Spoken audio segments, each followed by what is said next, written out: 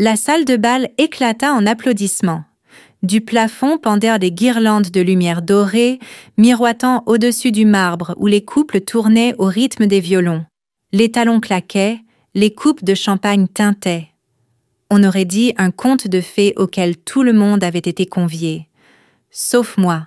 « Mesdames et messieurs, les mariés !» lança le maître de cérémonie, et la foule répondit par un cri d'enthousiasme.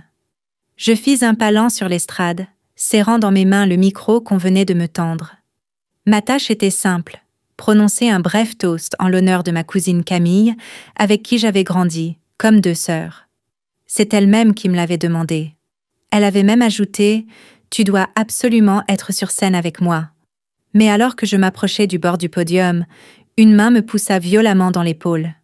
Je faillis marcher sur l'ourlet de la robe de Camille. « Qu'est-ce que tu fais, bon sang ?» siffla mon frère Tristan, imposant dans son costume sur mesure. « Ici, c'est pour la famille. »« Reste à ta place. »« Je fais partie de la famille, » répondis-je calmement, serrant plus fort le micro. « Tu travailles chez Total Energies, » ricana-t-il. « Tu sens le diesel et l'échec. » Et soudain, la voix de mon père, claire et cruelle, résonna dans les haut-parleurs. Elle est venue ici pour les restes, 30 ans et toujours pas montée plus haut que la pompe. Le rire parcourut la salle. Tante, oncle, cousin. Même Camille me lança un regard perdu, ne sachant pas si elle devait intervenir ou rester dans sa bulle de conte de fées. Mais je ne bronchai pas. Je souris. Pas largement, pas artificiellement. Juste ce genre de sourire qu'on offre quand on sait déjà ce que les autres ignorent encore. Je sortis mon téléphone, tapai un seul mot et appuyai sur « Envoyer ».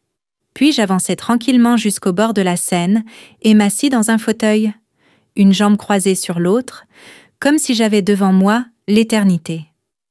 30 secondes plus tard, un bruit sourd retentit à l'extérieur. Les invités tournèrent la tête. L'un de mes oncles jeta un coup d'œil par la fenêtre et s'écria « C'était quoi, ça ?» Les vitres tremblèrent, les lustres oscillèrent. Les portes de la salle de bal s'ouvrirent brusquement et un courant d'air fit voler les nappes et souleva les ourlets des robes. Dans l'encadrement se tenait un homme vêtu d'un costume sombre parfaitement taillé, 2 mètres de hauteur, rasé de près, des yeux d'acier. Son regard parcourut la salle et s'arrêta sur moi. Il fit un pas, ses talons résonnèrent sur le marbre, et le silence tomba. Total. Je me levai avec cette grâce calculée que j'avais répétée toute ma vie, devant le miroir. Car en vérité, c'était exactement le moment que j'avais préparé. Il s'approcha de moi et prononça une seule phrase. « Êtes-vous prête à partir, mademoiselle Morel ?» Et à cet instant, toute la salle changea. La mâchoire de Tristan se décrocha. Le verre de mon père glissa de sa main et se brisa. Camille porte une main à sa bouche. Mon frère, celui qui riait quand je lui demandais de garantir mon prêt, recula, trébucha et s'écrasa dans le gâteau de mariage. Car l'homme à mes côtés n'était pas n'importe qui.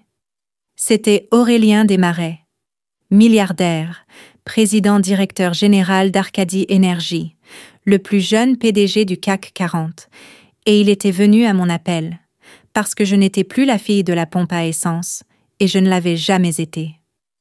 Le silence ne dura pas. Quand les murmures éclatèrent, ils se répandirent comme un essaim dérangé. « C'est bien Aurélien Desmarais ? Mon Dieu, il est dans Capital. Il vient d'appeler Alix Morel. Attendez. Elle ?» Camille pâlit sous sa couche de maquillage, suspendue entre son mariage de rêve et la tempête qui venait d'entrer. Aurélien posa doucement sa main sur mon dos. « Tu veux rester ?»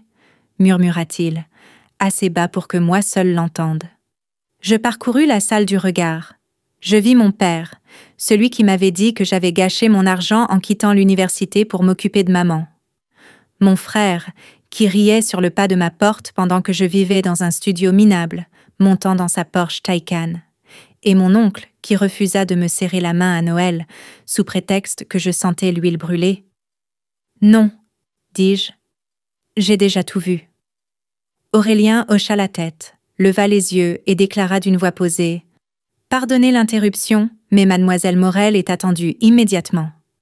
Quelques rires nerveux fusèrent, croyant à une mise en scène, jusqu'à ce qu'un nouveau son déchire l'air, des pales d'hélicoptères, puis un deuxième et un troisième.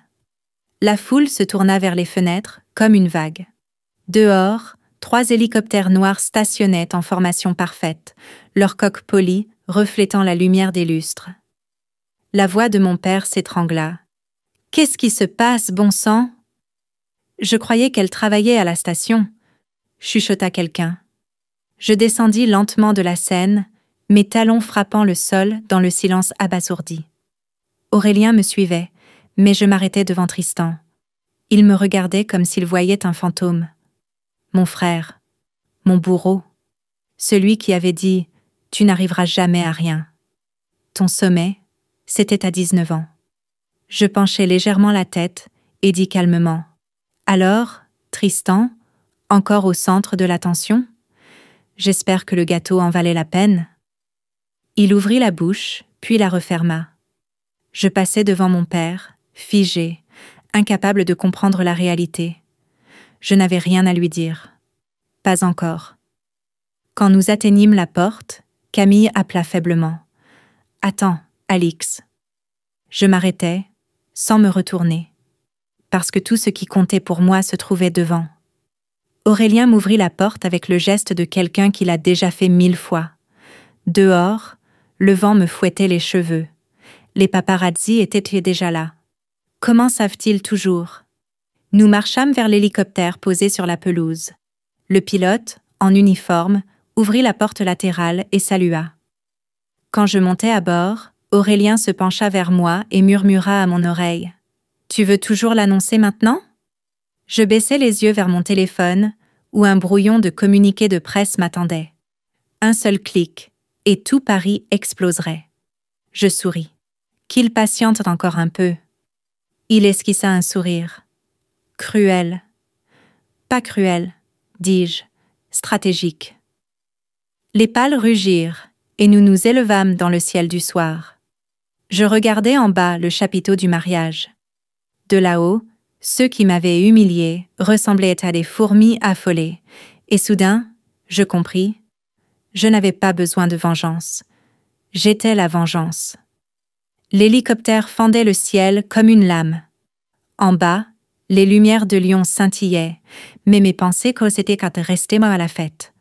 Leurs visages, la stupeur, la honte, la peur. Tout cela formait un cocktail inestimable. Ce n'était pas la chance, ni un coup de baguette magique. Pendant qu'ils se moquaient de moi et de mon SMIC, je bâtissais, pas à pas, quelque chose qu'ils n'auraient jamais pu imaginer. Aurélien me tendit un verre d'eau pétillante. « Tout va bien ?» Je hochai la tête, serrant le verre avant de le relâcher. « Oui. » Je ne pensais pas que ça ferait cet effet-là. Quel effet ? Celui de ne plus avoir rien à prouver. Et qu'il le sache. Il se cala contre le siège, m'observant avec la même concentration tranquille que le jour de notre première rencontre. Pas lors d'une réception luxueuse, non. Sur une vieille station Total Energies, à 3 heures du matin, quand sa voiture était tombée en panne. J'étais seule de service, les mains pleines de cambouis, les yeux cernés de fatigue. Je n'avais aucune idée de qui il était. Et pourtant, je l'avais aidé. Je lui avais offert un café, mon téléphone, et j'étais restée là, à lui tenir compagnie alors qu'il était trop épuisé pour repartir. Je ne lui avais même pas demandé son nom. Mais 2 semaines plus tard, il était revenu, avec une carte de visite et une proposition. « J'ai besoin de quelqu'un comme toi. Pas seulement pour le travail, pour tout. » C'est ainsi que je suis devenue son associé invisible, sans titre, sans éclat, à ma propre demande, parce que je voulais mériter chaque miette de ce que j'allais bâtir, pas être la compagne de quelqu'un ou sa protégée. Et je l'ai fait. En gardant mon poste à la station pour ne pas perdre l'assurance santé de ma mère, Aurélien m'aidait à monter un portefeuille d'investissement, à reprendre mes études sous un autre nom, à apprendre le monde du capital investissement et des startups. J'avais gagné mes premiers millions bien avant d'enlever mon tablier de la station-service, Mais je n'en avais jamais rien dit à ma famille. Pourquoi l'aurais-je fait? Il se fichait là bien de savoir où je disparaissais entre deux services.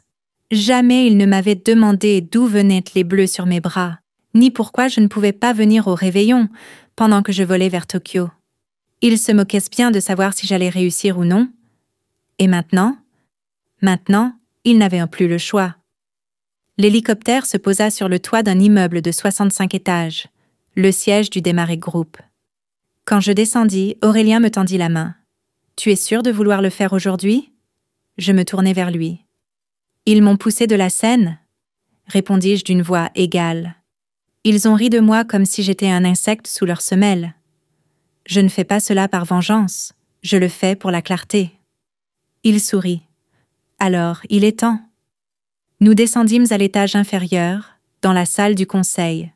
Murs de verre, marbre noir, lumière feutrée.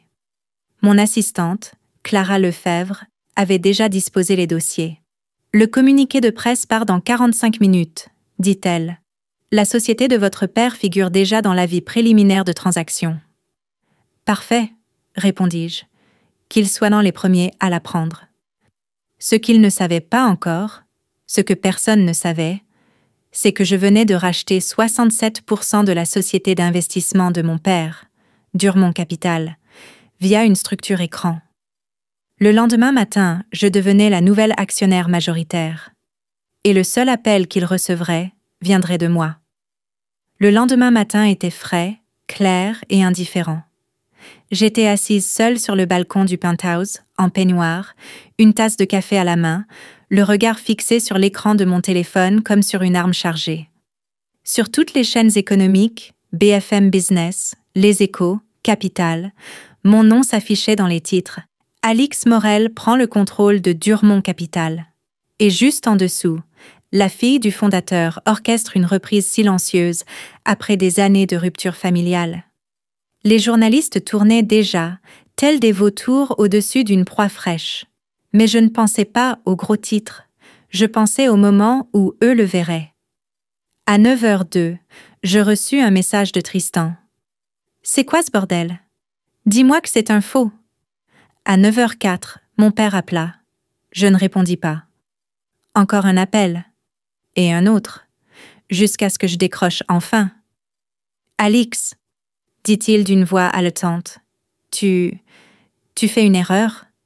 Ce n'est pas un jeu. » « Je ne joue pas, » répondis-je calmement. « Mais peut-être que maintenant, tu arrêteras de me traiter comme un pion. » Silence. Puis sa voix, tendue. « Comment as-tu pu... » « Qui t'a donné le capital? »« Je l'ai gagné. »« Tu travailles à la station. » Je faillis éclater de rire. « Tu l'as répétée si souvent, cette phrase, papa. Peut-être qu'il est temps de la rayer de ton répertoire, surtout maintenant que c'est moi qui signe tes chèques. » Un silence lourd, suffocant, puis l'explosion. « Tu m'as humiliée. Tu aurais pu venir me voir. Je suis ton père. » J'étais venue. Tu te souviens, quand je t'ai demandé de m'aider pour l'opération de maman? Tu m'as dit « Vends ta voiture ou quitte tes études. » C'était à ce moment-là.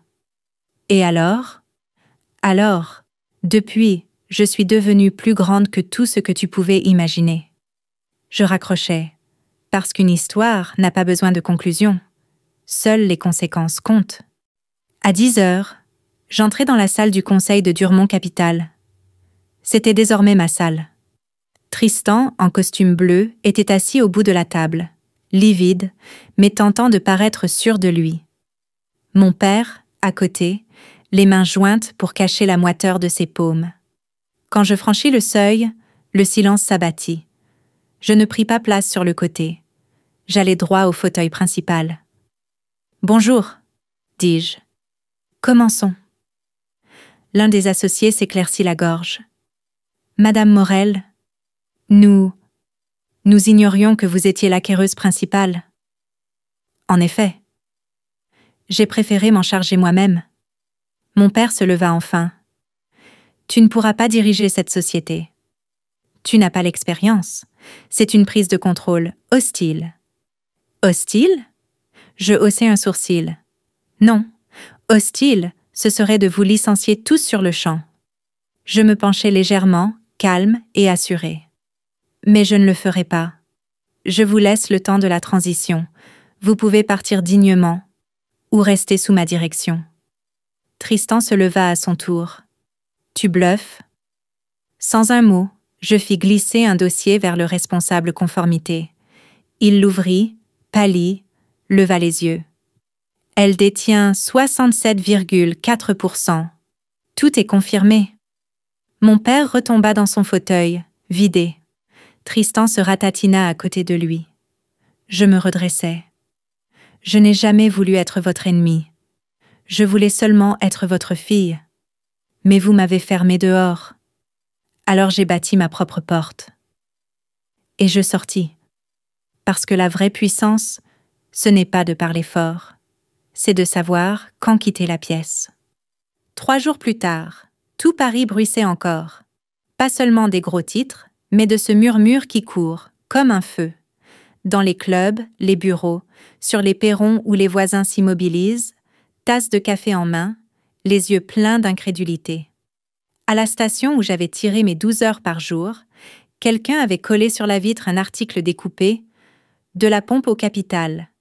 Alix Morel prend le contrôle de Durmont Capital. » Et dessous, une note manuscrite « Elle a toujours souri aux clients. » Je regardais cela, assise dans ma voiture de l'autre côté de la rue. Le moteur tournait, la fenêtre entr'ouverte. Le vent effleurait mon visage. Ce n'était pas de la fierté, c'était la paix, parce que je ne cherchais pas la vengeance. Je ne voulais pas les détruire. Je voulais seulement qu'ils me voient, la vraie moi, pas celle qu'ils avaient enfermée dans une cage, affublée d'étiquettes. Pas la fille ratée, pas la caissière esseulée. J'étais plus, je l'avais toujours été. Ils n'avaient simplement jamais regardé assez près pour le voir. Le téléphone vibra. Un message d'Aurélien. La presse veut un commentaire. Tu veux que je les calme ou tu dis la vérité? Je répondis qu'ils posent leurs questions. Je suis prête. Et c'était vrai. Le même jour, je me tenais sur une scène. Pas à un mariage. Pas comme figurante ou intruse. Mais à Paris, au sommet Arcadie des femmes leaders. Derrière moi, sur l'écran, défilait mon parcours. De la fille de province à la présidente de son propre conseil d'administration. Devant moi, des centaines de femmes, en tailleur, en basket, en blouse blanche. Certaines me rappelaient celles que j'avais été. D'autres cherchaient encore leur voix. Je réglais le micro, inspirais profondément et parlais. Quand j'étais plus jeune, je croyais que si je faisais assez d'efforts, ceux qui m'ignoraient finiraient par changer. Qu'ils verraient tôt la persévérance, la loyauté, l'amour, et qu'ils répondraient tôt de la même manière. Mais parfois, les gens ne changent pas, et c'est très bien ainsi. Je fis une pause, le temps que mes mots emplissent la salle. Vous n'avez rien à prouver à ceux qui refusent que de vous comprendre. Il faut simplement croire en ce qu'ils refusent obstinément de voir. C'est exactement ce que j'ai fait. Et je ne dis pas cela pour exhiber ma force. Je le dis parce que la vraie force réside dans la persévérance silencieuse. Repartir de zéro, c'est un honneur. Être sous-estimé, c'est porter en soi la flamme. Elles se levèrent pour applaudir. Pas pour l'argent, mais parce que j'avais raconté une histoire dans laquelle elles vivaient encore. Après le discours, je sortis dans l'air vif de la ville. Aurélien m'attendait près du 4x4, téléphone dans une main, lunettes dans l'autre. « Tu es encore en une ?» dit-il avec un sourire. « Oh non !» gémis-je. Mais il me montra l'écran. Ce n'était pas un titre sur le pouvoir ni sur la finance. C'était un billet de blog, écrit par quelqu'un qui avait assisté à ce mariage. Titre « La fille qu'on méprisait est devenue la femme qui est partie invaincue ». Je n'avais pas besoin d'en lire davantage. La légende sous la photo disait tout. Parfois, la déclaration la plus puissante, c'est un sourire, un message et un hélicoptère. Je ris, vraiment. Pendant qu'Aurélien m'ouvrait la portière. Mais avant de monter, je levai les yeux vers le ciel. Clair, infini. Puis vers la vie qui m'appartenait désormais. Je n'ai jamais reçu d'excuses de mon père. Mon frère mettra sans doute 10 ans à recoller son orgueil, mais tout cela n'a plus d'importance. Parce que cette vie est la mienne, ni héritée, ni offerte. Construite à nouveau. Par des mains couvertes de callosité, par des yeux marqués de fatigue, par des nuits de silence, et par un cœur qui a refusé de se durcir. Une vie qui ne renaît pas seulement des cendres, mais qui rallume elle-même le feu.